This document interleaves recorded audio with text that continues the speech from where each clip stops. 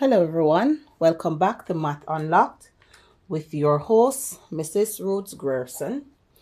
All right, today we want to deep dive into fractions division. But of course, we're always going to be taking it from a problem solving approach. We want to see, when do I use division?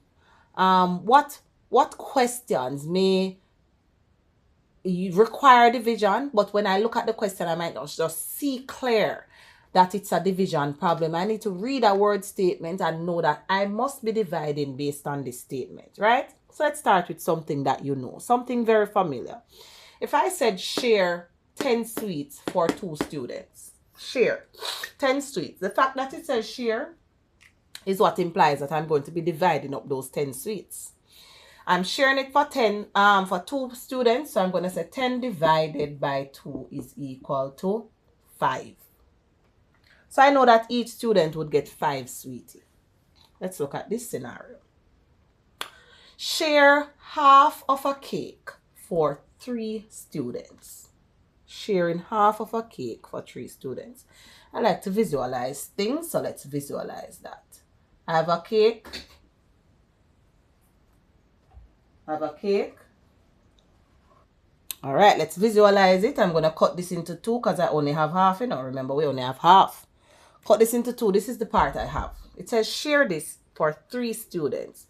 Remember, when we share, we want to be fair. So we're going to cut this into 3 equal pieces. 1, 2, 3. So each child would get one of these. But remember, this half came from a whole. It means that if I divide this side into 3 equal pieces, I must divide the other side into 3 equal pieces as well, such that the whole it's divided into 6 equal pieces now, instead of it was originally divided into 2. Because our sharing required that is only half of the cake, which is over here. We're going to share for 3 students, so the half that we have should be cut up into 3 equal pieces. But the half that we didn't have, we have to cut it up 2. Because how fractions work is that the whole, when we divide the whole, all pieces must be the same size. So now, each child will get one of these. So one of what? 1, 2, 3, 4, 5, 6. Even though this is 3 pieces, the whole that I'm comparing it to is cut into 6 equal pieces. So each one of these is now representing 1/6. So that means half of when I share half of a cake for 3 students, I am dividing half, cutting it up. I am dividing half into 3 pieces. How would I write that down? Half is being divided by 3. That's what we just did here. Half divided by 3. But when I'm looking at this now, let's move from the pictorial to the written form. When I look at half divided by 3, I'm not seeing 1/6. How do I get 1/6?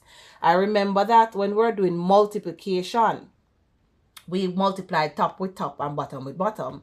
So in this case too, with division, when we have whole numbers, we definitely want to write our whole numbers over 1. Now, what changes here? The meaning of half divided by 3 can be the reverse of division. Reverse meaning half can now be multiplied, because what I'm trying to find is how many equal parts is now the whole divided into. I'm multiplying by the reciprocal of this, means that we're going to turn it upside down, because it's the denominator that is being affected. The number of parts that the whole was currently divided into is going to be affected, such that we got more parts now. So we're turning that upside down to become 1/3. This is where we get the whole idea. I'm just going to remove this so to put something here and put it back. We get the whole idea of keep, change,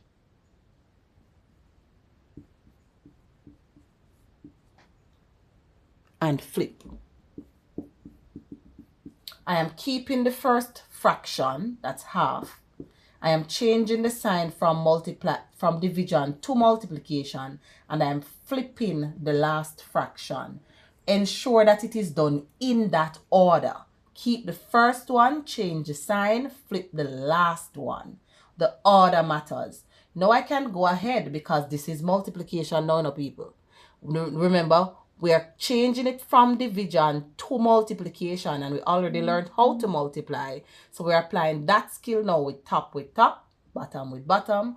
And 1 times 1 is 1, 2 times 3 is 6. So I now know that half divided by 3 is actually 1/6 by procedure. Keep, change, and flip. Of course, now we're going to have to test ourselves. We got some two numbers and they say, what's 2/5 divided by 1/4? Well, remember what we just explored. We realized that division can take the form of multiplication by keeping the first fraction, changing to multiplication, and flipping the last one. Another word for flip is to reciprocate. We change it upside down. So if it was 1/2, it's now 4/1. Remember that once I change this from multiplication, I must change this fraction. I must flip the fraction. What do I now have? I'm multiplying top with top, bottom with bottom. That's what multiplication requires that we do. Top times top, bottom times bottom, which means you must have a top and a bottom if you're going to multiply. So we say 2 times 4, that's 8. 5 times 1, that's 5. I realize it's an improper fraction, so I could write its equivalent mixed number. I can get one group of 5 out of 8. There is a remainder of 3, and that is a 3/5 fraction. Let's do one more. We have mixed numbers to divide. What we do is start. In any operation of fractions, you want to convert your mixed numbers. So we're going to convert. Remember, we multiply, then add, multiply, then add. We're going to convert our fractions. 3 times 7, 21 plus 4, that's 25/7 is being divided by. Notice I haven't changed my operation yet. All I'm doing first is to convert. 3 ones 3 plus 2, that's 5/3. Now that I have two improper fractions, I'm going to do my KCF. Keep, change, flip. We only do keep, change, flip with division of fractions. So we say 25/7 is now being multiplied. Notice I did not change the first one. Keep is being multiplied by 3/5. Notice we flipped the second one. 5/3 become 3/5. Now that it's multiplication, we do top times top, bottom times bottom. Remember, if we don't have top and bottom, we can't multiply them. So we have to have top, top, bottom, bottom. 25 times 3, that will give me my 75. 7 times 5, that will give me 35. I realized that I could actually convert this as well.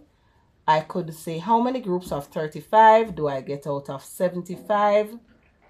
I can get 2 groups with a remainder of 5 and 35. This fraction, however, can be reduced because 35 and 5 both have 5 as a common factor. The 2 is not changing, but the 5 into itself will go 1 time. And the 5 into 25 will go 5 times. So that gives me 2 and 1. No, 7 times. The 5 into 35 will go 7 times. So that will give me 2 and 1/7.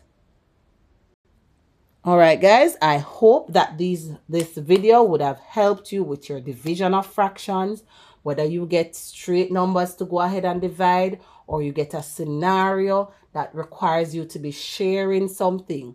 Once you are sharing, you are dividing. So the word that says share, it is implying that you need to divide something by something else. So when we look at our problems, this is how we know. All right. Don't forget to like and subscribe, share with your friends, and come right back as we explore the world of math.